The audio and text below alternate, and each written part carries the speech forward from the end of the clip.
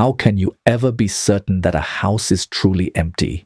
You can check the doors. You can walk through every room one by one. You can climb into the attic, search the darkest corners of the basement, and open every closet. But what if the thing inside the house cannot be seen by the human eye? What if only a camera can reveal that it is there? In the 1950s, moving into a new house was supposed to mark the beginning of a long-awaited new life for a family living in Texas. According to the story, the Cooper family had finally purchased an old but spacious home after years of searching. At first glance, the house appeared slightly neglected. The walls carried the marks of previous decades. The wooden floors were deeply scratched, and a heavy atmosphere lingered inside the rooms, something that was difficult to describe. Yet none of this disturbed the family. Old houses had their own sounds after all. Wooden staircases creaked at night, window frames trembled in the wind, and strange odors collected inside rooms that had remained closed for years.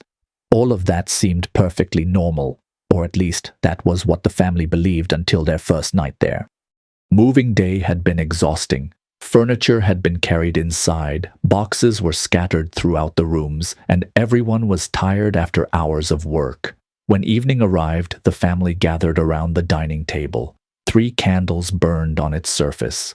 On one side sat the mother and one of the young boys. On the other sat the grandmother and the second child. The children looked toward the camera while the adults smiled, hoping to preserve a small memory of their first night in the new house. The father, who was taking the photograph, stepped to the opposite side of the room. He raised the camera, adjusted the frame, and pressed the shutter. The flash filled the room with white light for only a moment. The photograph was taken, and the evening continued as before. Yet something else had entered that brief moment, something no one inside the house had seen.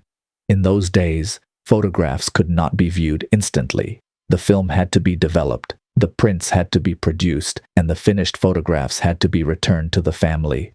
For that reason, the Coopers did not immediately discover what had appeared in the picture taken that night.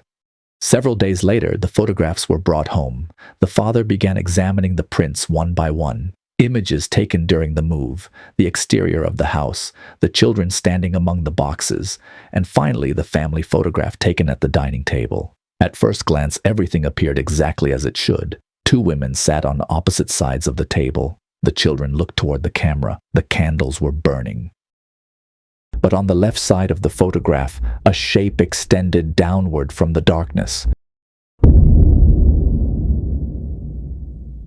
It resembled a shadow, but it was not an ordinary shadow. The figure had arms, shoulders, and the distinct outline of a human torso. Its head was pointing downward, while its legs extended upward, toward the ceiling and beyond the upper edge of the image. It looked as though a human body had been falling from the ceiling at the precise instant the photograph was taken, or, more disturbing still, as though it had been hanging upside down in the darkness for a long time, waiting for the camera to notice it. The figure was positioned directly beside the table, only a few steps from the family.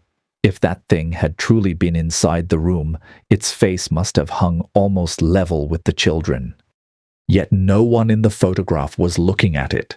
No one was pulling away, screaming in fear, or turning toward the ceiling.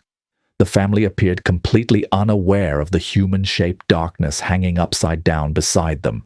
What made the image terrifying was not only the appearance of the figure. The most disturbing part was that it seemed to have been present without being seen by anyone. How could a person hang upside down beside a table while 4 people failed to notice? If the figure had not been inside the room when the photograph was taken, how had it entered the image? And if it had been there, why had only the camera been able to see it? One possible explanation was that the film had accidentally been exposed twice. With old analog cameras, one image could sometimes overlap another, creating ghost-like forms in the finished photograph. But the position of the figure made even that explanation deeply unsettling. Even when the image was turned upside down, the body's pose did not look natural. Its arms stretched at strange angles. and its torso appeared to be pulled into empty space by an invisible force. Some believed that a person had accidentally stepped in front of the camera as the photograph was taken. But this explanation created another question. If someone had truly been standing in front of the photographer, why had the family at the table not noticed them? The figure did not appear to be an ordinary person standing close to the lens. It seemed to exist at a different depth within the image, as though the room where the family sat and another place had overlapped for only a fraction of a second. After the photograph began circulating online, countless theories emerged. Some claimed that the figure was the ghost of a former resident of the house. Perhaps someone had died there years earlier and the body had never been found. Perhaps the figure was warning the family that they were not alone in their new home. Another theory suggested that the figure was not falling at all. It was hanging. It appeared to be suspended silently from an invisible point in the ceiling. This possibility made the photograph far darker. A falling object is present for only a moment, but something that is hanging could have been there before the photograph was taken and could have remained there afterward. There are no reliable details about what the family experienced during the nights that followed, yet most people who saw the image became fixated on the same question. When the family went to sleep that night, where had the thing on the ceiling gone? Had it wandered through the corridors? Had it waited outside the children's bedroom doors? Or had it remained in the dining room waiting for the next photograph to be taken? Over the years, the image became known as the Cooper family falling body photograph. It appeared again and again on websites, paranormal photo collections, and lists of unexplained events. Each retelling added new details to the story, but the photograph itself remained unchanged. 2 women at the table, 2 small children, 3 burning candles, and beside them all, a human-shaped darkness descending from the ceiling. One of the most unsettling details was the composition of the photograph. The family was gathered on the right side of the frame while an unusually large empty space remained on the left. It was almost as though the photographer had unknowingly left room for the figure, or as though the camera had chosen to frame not the family, but the thing standing beside them. However, later investigations into the origins of the image revealed that it was not a verified paranormal photograph from the 1950s. Instead, it appears to have been an artistic darkroom creation made by Richard Ramsdell in 1981. This explanation may seem to bring the supernatural story to an end, but it leaves behind another mystery.